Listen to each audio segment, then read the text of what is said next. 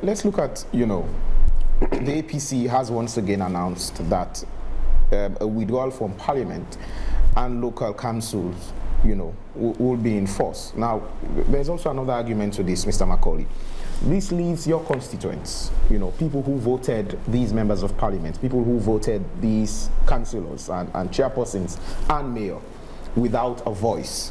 How does this move practically force the government's hand, on, these issues, particularly one of them being the appointment of Edmond Alpha?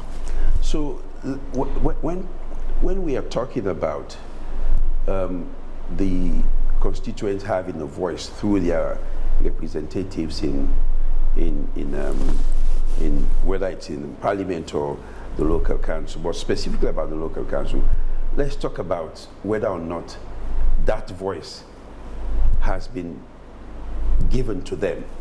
We have the Decentralization Act, we have all these policies about decentralizing, but the government has always held on to these powers to decentralize. So quite a lot of the stuff is happening at the top, not at the local level.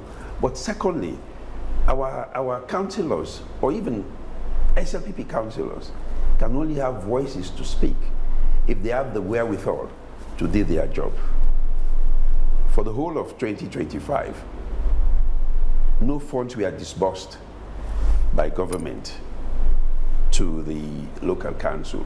This year, no funds have been disbursed for the proper functioning of the local council. So even if there isn't a boycott, there is not much that can be done because they've not been given the funds by the central government to do the job they are there to do. That is to represent the people and voice the concerns of their constituents and the people they represent in the council. So for me, what we are doing now is to ensure that we bring to an end this impasse by bringing to the fore all the issues that have held us back into pushing on with our democratic process. I mean, when we talk about democracy, it's not just going to the polls, electing representatives. They go to Parliament and they go to council and they sit there. It's a process. It's about development of the country. Mm-hmm. But you cannot develop a country where you have a government that is not sincere. It's interesting for Sierra Leoneans to note that the SLPP government led by President Bio has never lived by what it agreed to. One very prominent example was the increment of fuel.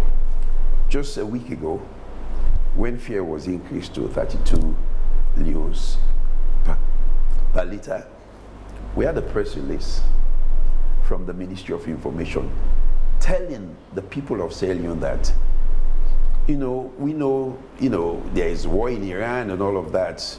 It has affected the increment of the price of fuel. But what we can assure you that for the next 2 weeks, there is not going to be any increment. Just 2 days later, diesel was increased from 32 to 35,000 euros. It shows you they cannot live by what they've committed to them by themselves to do. Mm-hmm. So for me, we have to be honest with ourselves as Sierra Leoneans. Do we put political party on personal interest above national interest? I think it's about time we stop that. Let's think about each and every Sierra Leonean. Mm-hmm. There's huge cost of living crisis in Sierra Leone. We should not be talking about this. That is what we should be talking about. But now we are not talking about that. We are talking about the government, stonewalling the implementation of the tripartite agreement, and it's a concern for us.